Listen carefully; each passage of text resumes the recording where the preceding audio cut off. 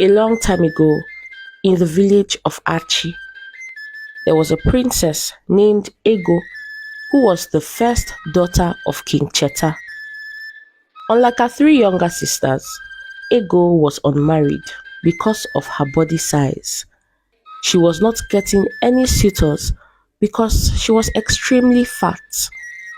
Some villagers began to sing songs to mock her behind her back, and the issue of her weight was always on the lips of gossips. Some of them would say, "I heard that they tie three wrappers so it can go round her waist."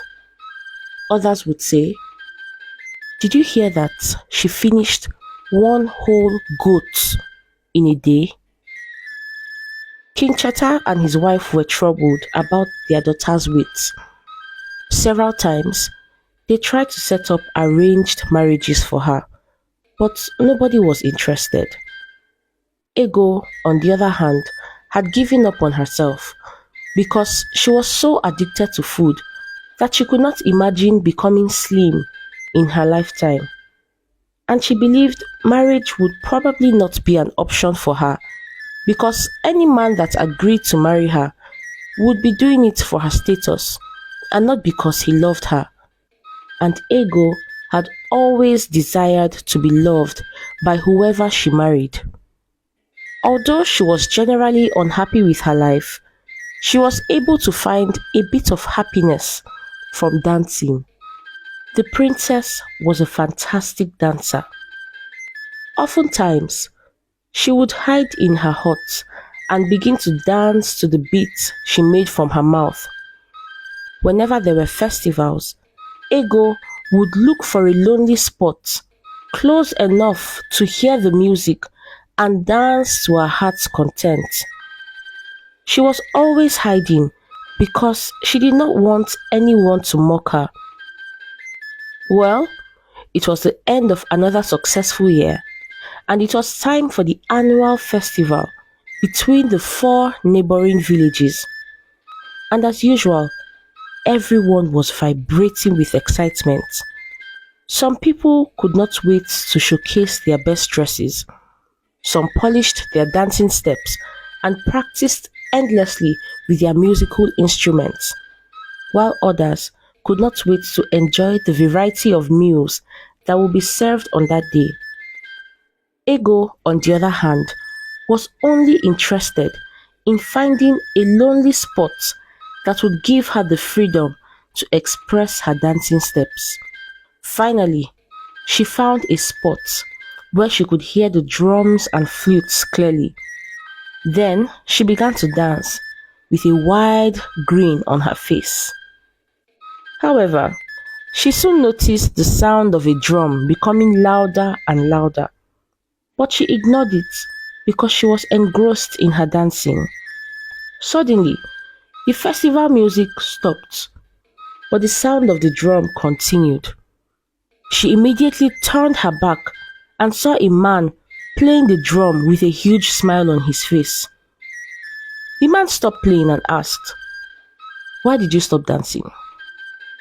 Ego immediately began running, and the man followed her. But because she was too heavy to run fast, he caught up with her. "Leave me alone," she said, panting. "Go and look for your comedic relief somewhere else." The man looked at her kindly, wondering why she thought she was a joke to him. "I got lost trying to get to the market square, and I was trying to find my way when I saw you dancing over there, so I decided to support you with my drums," he said.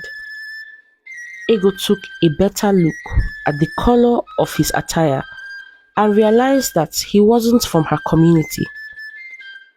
She thanked the man for drumming for her, then directed him to the market square. But the man insisted that he would rather continue to play for her, and without Ego's approval, he began to drum again, urging her to dance. When Ego saw that he was not going to give up, she began making small hip movements to the tune of his beat. After all, what did she have to lose? He was a stranger who she would never meet again, and she had the opportunity to dance like she always wanted. After a long while, Ego stopped dancing. "Thank you, Mr. Drummer. I really enjoyed myself," she said to him. "My name is Arinze, not Mr. Drummer," he answered. Ego told him her name, then said she had to return home. But Arinze pleaded with her to come back the next day, and Ego agreed. On her way home, she thought about the man, wondering why he was so nice to her, and even wanted to spend more time with her. "Of course he's not attracted to me," she thought to herself. To Ego's understanding, it was unusual for such a handsome man to like her. All night, she couldn't stop thinking about him, but she tried her best to not get too excited. In the evening of the following day, Ego set out to meet her new friend Arinze. When Arinze set his eyes on her, he was so excited, and Ego was excited to see him too. They talked for a long time and got to know each other, and afterwards, he drummed for Ego to dance. Days turned into weeks, and they kept on meeting each other at their spots, and to both of them, it was always the best time of their day. Finally, Arinze told Ego how he felt about her. Although Ego suspected he liked her, she did not want to jump into any conclusions.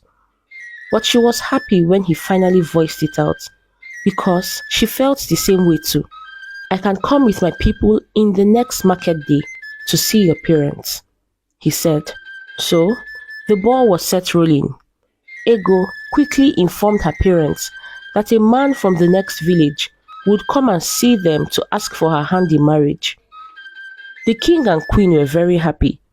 They never knew a day like this would come. But unfortunately, calamity soon struck. A week before the arranged meeting, an airborne disease spread round the entire 4 villages and its surroundings. To prevent people from spreading the disease, each village closed their border, and their rulers also instructed them to stay indoors. Ego was very sad that her future husband would not be able to see her every day as usual. To make matters worse, some days after the borders were closed, Ego contracted the airborne disease, and for more than 3 months, she struggled to stay alive. The illness greatly affected her appetite, making it very difficult for her to finish half a plate of food in a day. As the months went by, a herbalist found a cure, and people gradually began to feel better. When Ego fully recovered, the first thing she discovered was her massive weight loss. She could not believe it. She was almost as small as her 3 sisters. It was a dream come true. That wasn't the only thing that changed. Her face had also become more defined, and her beauty was evident for even the blind to see. She realized that wherever she went, she was stared at in admiration by men who never glanced a second look at her in the past. And the wealthy men amongst them also began to approach her for conversations about marriage. Ego began to feel on top of the world, and all of a sudden, she felt too good for Arinze. When the borders were finally open, Ego went to her and Arinze's spot to wait for him, because she knew he would definitely be there waiting. When Arinze set his eyes on her, he almost did not recognize her.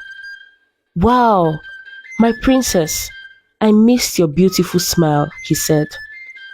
Ego gave him the cold shoulder. She felt too mighty to be in his presence. Arinze thought she was only acting up because she had missed him so much. So he began to play the drum for her to dance. But she shouted at him, ordering him to stop the noise. "Mr. Drummer, I am not interested in whatever you are playing. I only came here to tell you that I am not interested in marrying you anymore." Arinze was alarmed at her change in behavior. I know you have never been with a princess before. That is why you are always smiling like a goat. She stormed out of the place, warning him never to reach out to her, as they did not belong to the same caliber. Weeks passed, and Arinze kept sending messengers to Ego so she could have a change of heart, but she ignored all of them. Instead, she was entertaining the long line of men who were interested in marrying her. One day, she came up with an idea. Ego decided to host a wrestling competition for the eligible bachelors in the village, and anyone who emerged the winner would be crowned as her suitor. The competition was set, and it went beyond the borders of her village. A lot of men signed up to win the heart of Ego, the first daughter of the great King Cheta. The king even invited royalties and affluent people for the event. Ego decided to stay indoors for the next 4 months to receive the best beauty treatment to wow her suitors. But she failed to recognize that it was the illness that made her slimmer. Her old eating habits remained the same.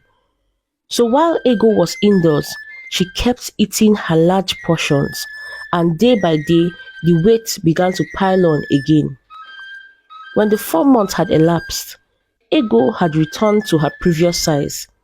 She was disappointed in herself and tried her best to cancel the event, but her father refused. "I'm sure you will find a suitor regardless of your present situation," he said to her. On the day of the event, warriors, farmers, traders, and many eligible bachelors made their way to the village square, preparing to win the heart of Ego. But when Ego was called out to greet her visitors, the men stared at her in shock. She wasn't what they had bargained for, and one by one, they began to walk away, making their way home. Ego had never been so embarrassed. When she was about to leave the place in shame, her eyes caught a familiar figure. It was Arinze. But it wasn't the Arinze she was familiar with.